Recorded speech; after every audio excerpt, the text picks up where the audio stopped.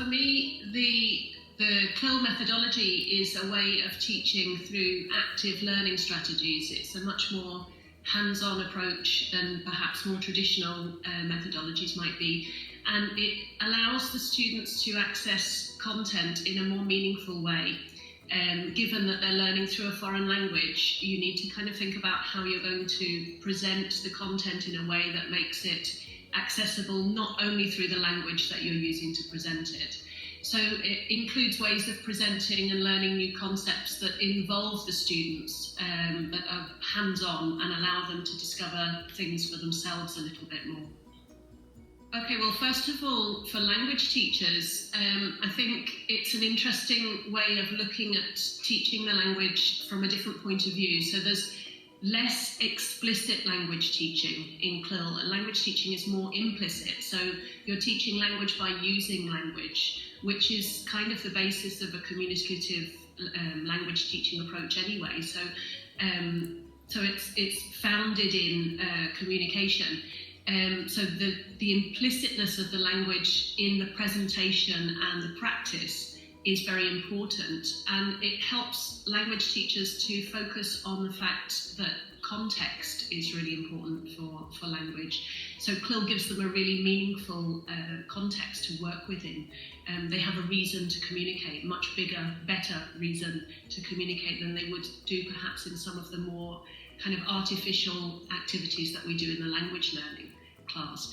Language teachers also need to think about how they can support the CLIL teachers through linguistic support for academic vocabulary, for the structures that students might be coming across in the classroom. So, for example, learners might be using passive voice much earlier than they would do if they were learning the language only in the foreign language classroom, and look at language in a more functional way. Teach language kind of functionally. So if you want to describe a process, what's the language you need for describing processes? So there's a kind of a way of looking at language which is a little bit different. In terms of language teachers teaching language in the classroom, their role shouldn't really change that much because it's complementary to the CLIL teacher. So in the CLIL classroom, the students are learning language in one kind of a way, but the language teacher still needs to teach language in a more linguistically focused way. So their role is still a little bit different, but they should perhaps be thinking about adapting slightly what they're doing in the classroom to make it fit more carefully, more closely with what the content CLIL teachers are doing in the classroom. And for subject teachers, most subject teachers don't really think about language when they're teaching, and so teaching through CLIL forces you to think more explicitly about language and to think about ways of presenting ideas or concepts where their language barriers are as low as possible, so that the students can understand the concept even if their language level is not very good. And they also have to think about providing scaffolding for their subject. Scaffolding is kind of linguistic support. It's linguistic support and other kinds of support, but linguistic support for the language that's being used to present the content, and also the language that the students will need in order to be able to talk about the content. Okay, well, for me, this is something that I came across as when I was working. So a lot of what I do involves mentoring CLIL teachers. So I go into schools and I accompany teachers through their classes, and I talk to them about what they're doing and what they could do differently and how to improve their teaching and so on, especially with primary teachers and infant teachers.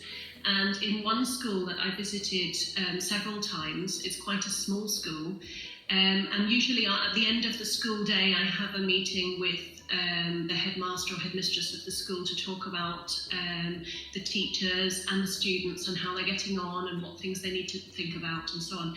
And in this one particular school, the head teacher was complaining that the students in the CLIL classes were getting much better marks from the teacher than they were doing in their other classes, in their mother tongue classes. And she said that couldn't, across the whole primary school, they were getting higher marks in the subjects that they were doing in CLIL than in the subjects they were doing in their normal classes, and the head teacher had assumed that there was a problem with how the teacher was assessing, and so she was constantly asking the teacher to show her proof that these students should receive the grade that they were getting for her subjects. Whereas I think, for me, that illustrates the fact that some of the students, particularly that might struggle in other classes, because it's a much more active methodology and the students are more involved in the learning process, it's about discovering things together rather than just being told things and memorising things, which is how the other teachers tended to teach, that this allowed the students to engage with the subjects much more, and they were getting higher marks because they were more engaged with the subject. So it can allow students to really feel that they're building their subject knowledge in a much different, more involved way. And I think that kind of involvement and that love of the classes and passion for the things that they're learning is one of the most important things for me about how CLIL can impact education. For me, CLIL is a wonderful way of introducing culture into the science classroom or the social science classroom or the music classroom, whatever, because you're learning through another language, you're automatically bringing language is part of culture, so you're bringing another culture into the classroom. You can talk about comparisons with your mother tongue language, and bring in aspects of other countries, not just the mother tongue countries, but other countries as well, because English is the language of communication, lingua franca. And certainly on the internet, if you're researching things, you're going to find most of the content is in English. So that brings in the linguistic culture of other countries. Language responds to culture in many ways, that the way that we say things reflects how we feel about things and how we think about things in terms of our culture. But for me, the other aspect of culture that I think CLIL really works on is that each subject has its own culture. And what I mean by that is that, for example, if you're going to be a historian, you need to learn to think like a historian and talk like a historian and examine documents like a historian would, looking for the things that a historian would. So there's a way of thinking and a way of talking about things that's connected to history. And the same is true for biology or for physics. There's ways of approaching problems or ways of looking at things and ways of talking about things which are subject specific. And so CLIL, because of the focus on language, which CLIL implies, which is necessary in order to teach through CLIL, you have to focus also on the language as well. Because of that, you're also thinking about, well, what are the kinds of questions that we might ask? How might we answer those questions? What are the kinds of ways of thinking that we need to explore as part of this subject? So you're working a little bit more explicitly on the culture of the subject itself. This is something that you would do in the mother tongue class as well, but perhaps the language would not be so explicit in a mother tongue class. And because it's an active methodology, it's very important to combine tests and exams with formative assessment as well, so that the grades that the students get as within the CLIL classroom are not just grades from exams, that they need to be based on the kinds of things that they're doing in the classroom. So if they're working in groups to do an experiment, how do they participate in the experiment? Do they write suitable hypotheses, for example? Are they then able to reflect on their hypotheses and say whether they were correct or incorrect? So it's quite a tricky area to get right, I think. And there's a lot of different points of view. But certainly what you need to think about is the primary objective of learning is to understand the content, and the secondary objective then is to progress linguistically. So you need to be able to assess, first of all and most importantly, which are the students that understand the content, and how can you do that without language being a barrier. Okay, so maybe using questions in which the students can respond physically, put your hand up if you think that it's this, or multiple choice, or matching, or circling activities where they don't have to write something, are other ways of removing linguistic barriers.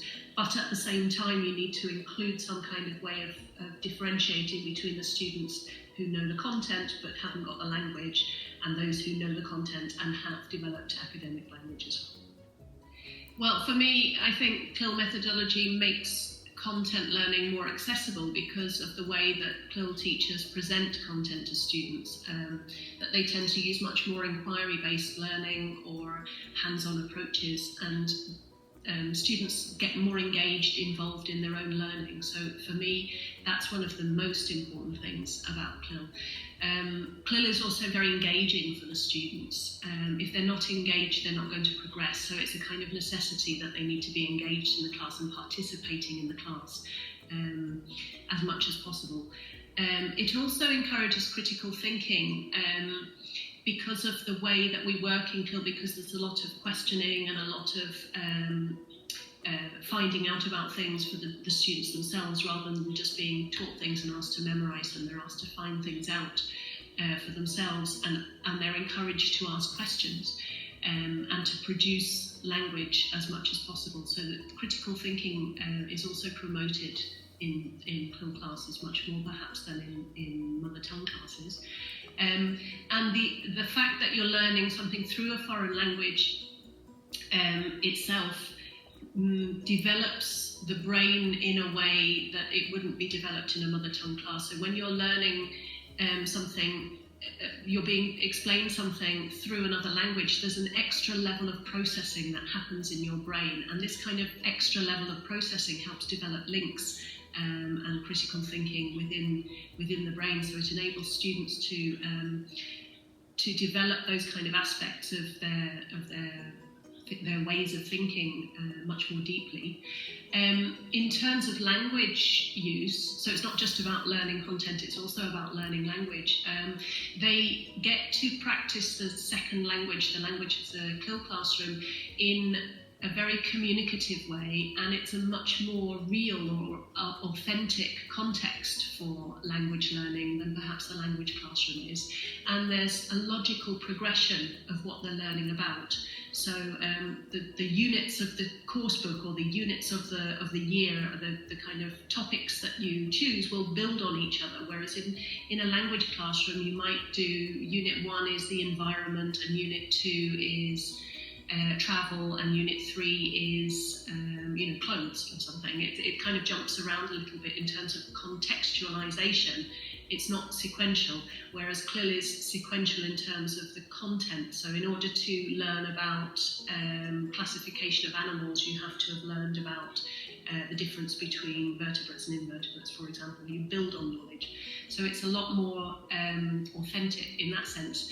And finally, I think it's really important to think about, well, if we're developing critical thinking, we're developing communicative ability in the second language, which also develops communicative ability in the mother tongue, in fact, and students are more engaged and building knowledge in a more memorable way, then when they finish their education, they're going to be hopefully more employable because they have better soft skills, or 21st century skills, as we call them. So I think it's a win-win situation for everyone.